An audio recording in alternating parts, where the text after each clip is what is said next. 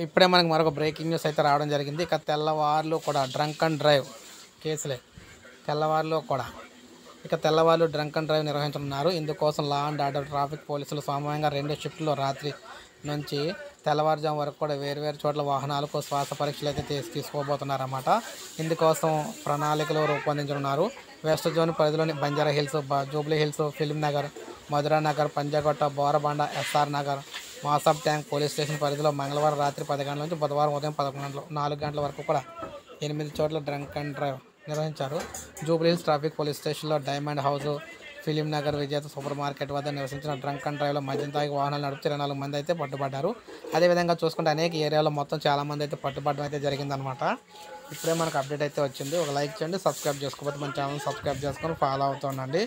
మీకు latest updates అన్నీ కూడా వీడియో రూపంలోనే అందిస్తూ ఉంటాను అనమాట. మన ఛానల్ ద్వారా ప్రతి అప్డేట్ మిస్ అవ్వకుండా మీకు ఇవ్వడం జరుగుతుంది.